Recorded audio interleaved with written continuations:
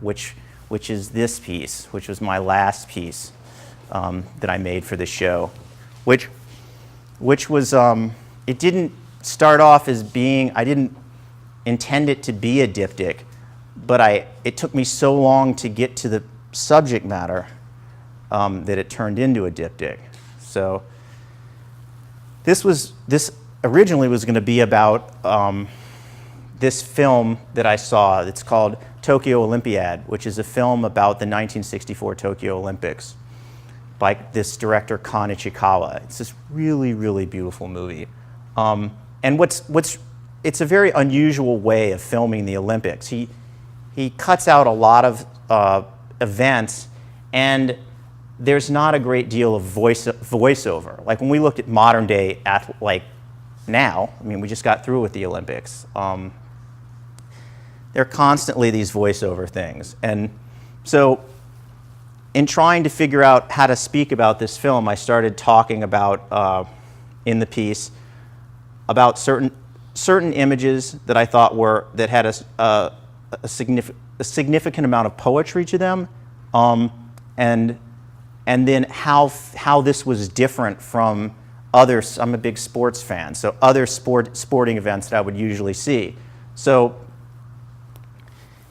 this piece, this first part of the diptych mainly talks about it sort of introducing the movie and the beginning of the film. This is in the opening ceremonies, and there's this beautiful shot of this airplane making the rings in its contrails, shooting out of the back of the plane. And then one of the big major events in the first part of the film is the 100-meter dash, which is usually a big deal in any Olympic event. And I thought, like, well, I'm showing this in Texas. It's kind of funny. Maybe the guy who won the 100-meter was Bullet Bob Hayes, a great Cowboys football player. But I couldn't find, oftentimes in the movie, like, and this has always been something when I throughout my artistic endeavor career, I've always had trouble with working with. I fall for an image so much. I fall in love with an image. I don't know how to use it.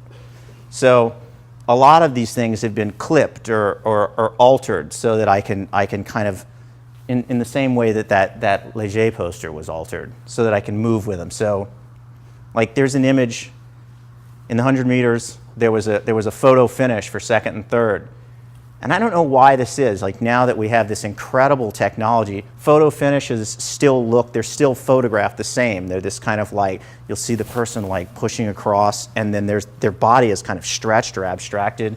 I don't know why. Does anybody know why that is? I mean, I couldn't find any information on this, but like now we can watch divers and they can freeze frame them so we can see every part of the dive, but they can't seem how to figure out how to take a photo finish photograph without them being morphed. And then I found this image of Bob Hayes' legs. That's a big part of the Kan Ichikawa does this really amazing thing in the film, and that he focuses on body parts in a very beautiful way. And Bob Hayes' legs, they were just like muscle bound, incredible. And he didn't run like a modern day sprinter. He ran like a football player who happened to be really fast. So this image seemed to kind of indicate that to me. And then I didn't think about it until after I'd finished this half of the piece, but the idea of shooting something in sequence and how that was a cinematic reference. Even though I was thinking about these as just capturing these stills. This is the Olympian Shawn Johnson wrapping her hand. This was something that I thought that you see these weird intimate moments, but they don't really focus on these in like modern day athletics. But they're like, I couldn't believe the sort of, you see all the spectacular things these athletes do. They're incredibly fast, or they jump and they flip. But what really impressed me for some reason is I can remember seeing this the previous Olympics. That would be 2008. She very confidently wrapped her hands right after she had finished getting off the vault and was preparing for another event. And I just found it so strangely moving. Like, this person is such an incredible professional. I mean, like had this really interesting way of kind of folding the tape and wrapping her hands. And I would have, before I saw this, I would have thought, like, all athletes, they have their trainers, and the trainers wrap their hands, and then they do their athletic thing. But there was something that seemed, I was just very taken by this little moment, and the magic of the internet. You can find all these, somebody out there has filmed everything. So I froze this moment, and that was the one thing that enabled me to kind of get into the meat of the conversation, which they don't really. It depends on where I'm at in the piece, but this one doesn't particularly move. They do move somewhat from left to right, but I'm kind of thinking about, as I'm building these drawings, I'm trying to think about them as a whole, and so I try to move in different parts all over the piece to kind of reiterate that in my head. So here I sort of indicate that I'm running out of space, and I don't know what to do, so I start humming The Girl from Ipanema. Classic from the Getscoberto album, something that they play a lot in elevators. So they play it in the Blues Brothers, I think they play Girl from Ipanema in the elevator. So I put, that's why this is sitting on here. And then I started thinking, like, well, like, if something has not been figured out in this drawing, well, maybe I can place it where it should have been in the earlier piece. So this kind of strange thing here are these socks of this guy, Ed Sable, who was the person who started NFL Films. He was very famous for wearing these red socks. But it's interesting how these, at least for me, when I was composing these images, like, I didn't expect everything to be red and blue. It just kind of ended up that way.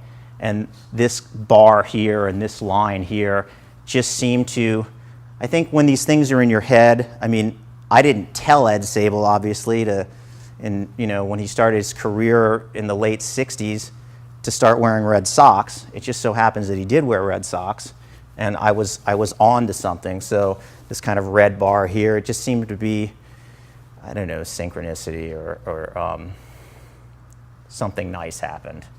But I finally start to really get into a subject matter and really explore something in a deeper way in this piece, I think, than any of these other pieces where I'm finally talking about, like, one subject as opposed to everything that I've done wrong and then a little bit about what I wanted to speak about. And I'm able to sort of fly into different places in this piece, which to me was very refreshing, and much more like a conversation that I would have, where someone would say something or something would be indicated, and then I could respond to it, and it seemed to sort of bring something very new out in the work. So could you read just a really short part of, like, where a question is asked and answered and gone back and forth, just because it is really difficult, or sure, it's challenging to read, and if you could just share, like, a little section, it kind of gives an idea of what the conversation is like. Yeah. Okay, so I'm sorry to have my back to you guys. So this is talking about, in the movie, there's this very long scene of this, the marathon is a very particular long format of the film, and this man, Abibi Bikila, is considered like the greatest marathon runner of all time, is filmed in this scene in a more heroic way. Much of it's more it's filmed more like we consider, like, dramatic music, the kind of things that you consider in a regular sports film. So it says, I'm surprised that after all that talk about B.B. Bikila that you didn't include a picture of him from Tokyo Olympiad. Also, isn't that Dustin Hoffman's character in Marathon Man named Thomas Levy? Like, this is I love this movie, The Marathon Man. And Dustin Hoffman, earlier in this piece, I said his name was Babe. I don't know if you know about this. Many of you probably do know about this thing that it's IMDb, the Internet Movie Database. So it said Babe. It said Dustin Hoffman's character, Babe. That's what his nickname is, but his name is really Thomas Levy. I just didn't read far enough. So then it says, I could not seem to settle on a single image of him from Tokyo Olympiad. I'm talking about B.B. Bikila. While watching Marathon Man, I spotted this photograph of Bikila on the wall of the apartment of Dustin Hoffman's character lives in. The photograph of Bikila that I chose to use here, while not as visually striking as many of the images of Bikila in Tokyo Olympiad, was selected because I liked the idea of how it heightened the reality of the film it was placed in. Also, the act of hanging a real photograph in a fictional room reminded me of collage. It's a little late in the game now, since the image of the sponges and the photo of Bikila have now been glued down independently. But I want to make a note here. I think I might combine the photograph of Bikila from Marathon Man with the image of the sponges from Tokyo Olympiad in a future work. Moving on, you're right about my misreading of the character's name. According to the synopsis of the film on IMDb, Dustin Hoffman's character from Marathon Man is named Thomas Levy. His nickname is Babe. I knew it seemed strange when I first saw it listed. I did not scroll down far enough on my initial search. Lesson learned. So, that's, yeah. Thank you very much for coming.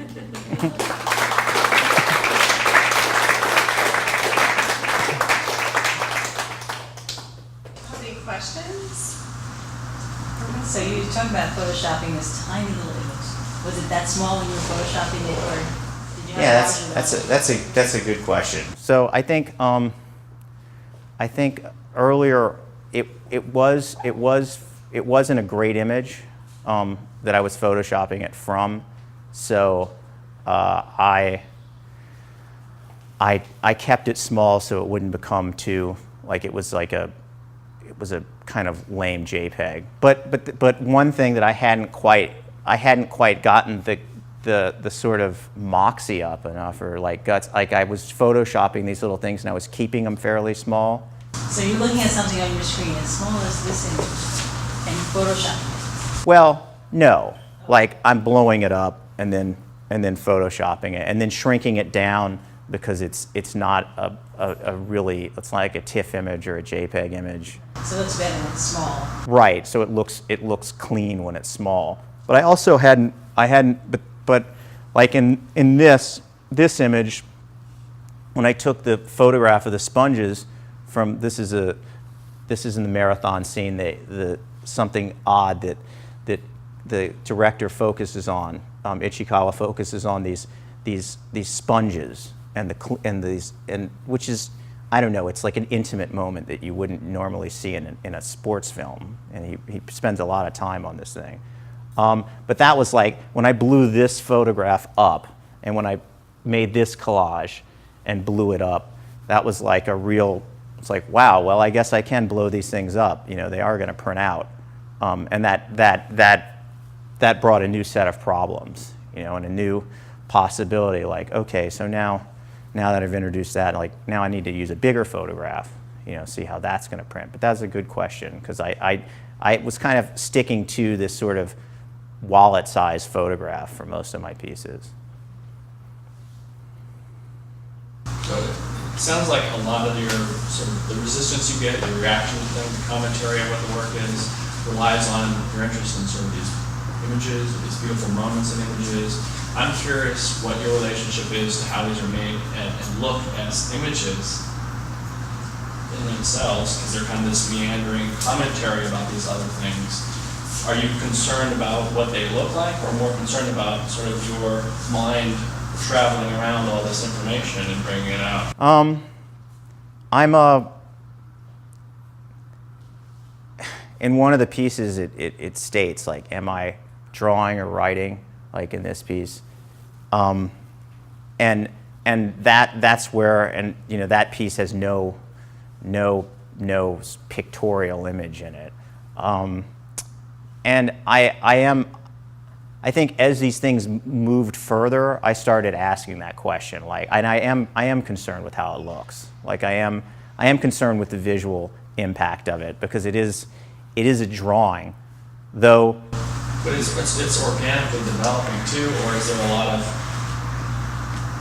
pre-planning? Zero pre-planning. I mean, no, I mean, like after like the first thing I did in this was I laid down this big square, but it was more of a the reason why I did it was more of a based on the text, like so. I was filling in all these negative spaces with, it's a non-photo blue pencil, which is not really used to fill anything in. It's used by oftentimes by like animators to sort of sketch out something and then ink over.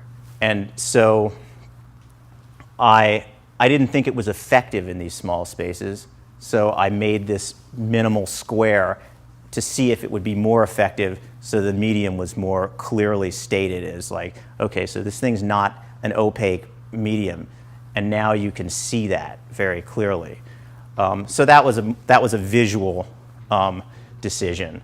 And then as I'm writing these things, I am thinking about, okay, like, what do I need to say? But also, like, this scale of this photograph is going to read better at this size, and I think that this will, it's funny because I'm not, it's not composed like I don't have all the pictures laid out because I don't have the story fully in mind. So I knew this would, I couldn't put this, I had sort of blown this up and I was kind of moving it around and I was like, okay, here, you know, and then that'll present some sort of block that I'd have to move around and figure out how to fit all this text in. That's another thing that I'm though this piece isn't, it ends on sort of a question, which was very new for me. Like I'm always, in my earlier work, like everything was about, it has to be fully resolved in terms of an image and what was said. Even though no one could read what was being read, what I was writing, I still had to, everything I was writing had to come to some kind of closure.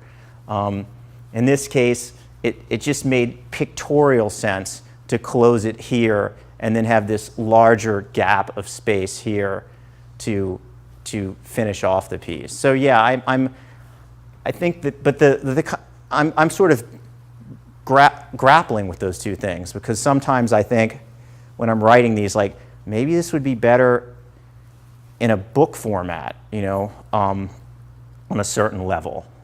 But right now I'm just sort of, I mean, I guess these are almost like layouts for something that may turn into something that's it wouldn't be but the book wouldn't be like a standard, you know, just paragraphs. It would have images, and the images that I'm accessing, which are on the internet, I think it should look like that. So it kind of looks like the aesthetics of a blog, or the blogs that I've looked at, to make it reference, if I'm putting in URL addresses, somehow it feels like it should, or I think it should reference that world that it's coming from. Do you feel like the work is sort of following that kind of meandering path that we do on the computer, where we're, you know, following ourselves down a rabbit hole, and then, oh, we didn't even realize this is where we're headed, but now we're here? Definitely, yeah. I mean, because I mean, if I start going to the library and looking through the stacks for images, I wonder how much it'll change. Like if I started looking in dictionaries and things like, instead of it seems like it'd be a faster route. I'm always looking for these faster routes, but they're never quicker, you know. So the internet, I think, for now, it's probably going to look, the things that I'm working on or thinking of are going to look like this, and that I have this thing that's I used to not worry about this problem until I had a drawing fade on someone and it really depressed me. But I have this. This is a photograph on my studio wall. This thing says "Archival Police." It's just this something I can sort of think about. It's like, oh, is it archival? Is it going to fade? And so I take photographs of these things and I print them out. So I'm even if I'm using a postcard, like this is not the original poster. This is a very like super high resolution digital print of the poster. So it's a poster of a poster. And so if I'm using a postcard, back to that, and the postcard I don't think is on acid-free paper, I will scan the postcard and then print it out and make it look exactly like a reproduction of that postcard and stick it on. So I'm still referring back to the computer. It's just a tool that seems to be affecting the way I look at things and produce things. So what do you do with what'd you do with that poster? It's still on my wall. Like, I didn't throw it away. I just kind of, I don't know, until it feels like it needs to go somewhere, it'll go somewhere. But it's still. Would you ever use it in something, or would you never use it in something? I don't think. It's like originally I was just going to stick that poster in here, and just that was going to be it. But then, because I thought it would be kind of interesting to make a reproduction of a reproduction of a painting, a reproduction of a reproduction of a reproduction, to kind of, I don't know what I'll do with it. It'd probably stay on the wall in my studio, in another place, in another room. So what other musical references are going on in this work? Musical references? Yeah, like the Girl from Ipanema. There's one in here. The sound in this movie, Tokyo Olympiad, in this scene, in this particular scene, there's a very operatic score.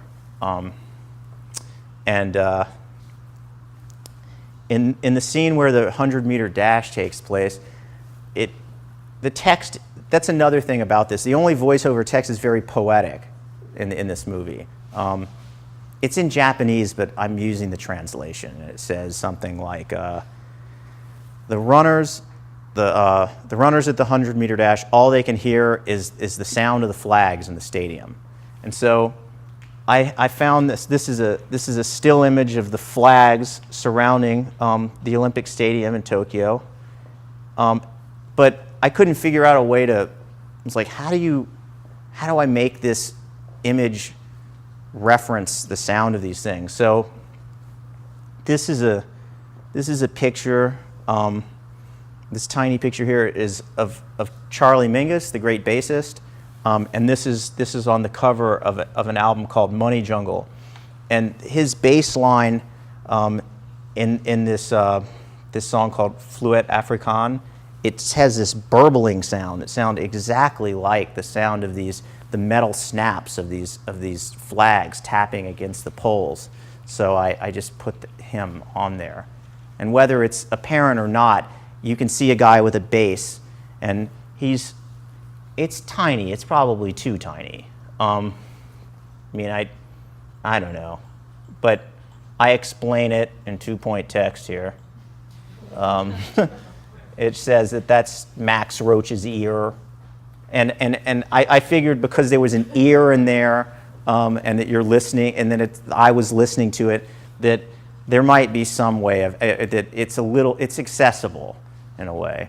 That's a big, yeah. And one more like sound reference. This is a sound reference. But this is not musical. It's though I put it in there because I knew it would relate to something that was a sound-based image. But this is the most famous football announcer, this guy named, or for NFL films, named John Facenda. He's known as the voice of God. And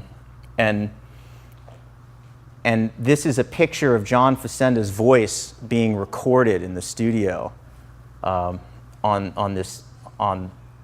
like he's in the sound booth. And I found this, and I just made it, I watched the film until the needle was pointing straight up in the air, because I figured when a guy scores a touchdown and he points straight up in the air, everyone figures what he's talking about is not like, the flags in the top of the stadium. It's God.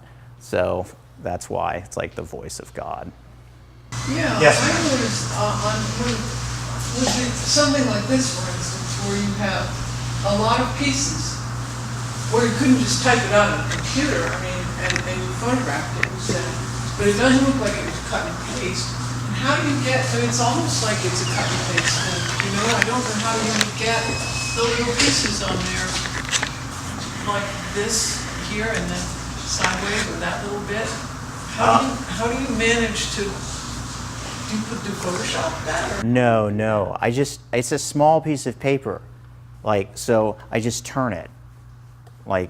And I sharpen the pencil really sharp. Oh, so done. So you actually wrote all of this. None of it came off the computer printer. No, these all came off the computer. Yes. Right. No, I was actually looking at that. Yeah, no, I have like a mechanical pencil and then I sharpen it. What incredible handwriting.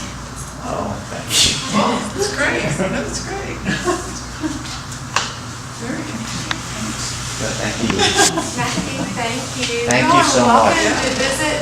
Look around in the middle space. We have sangria, we have bottled water, and just enjoy yourselves and stay as long as you like. And Matthew, thank you for coming. Thank you guys for coming. Very much. Oh, well. I love Texas. I love Texas.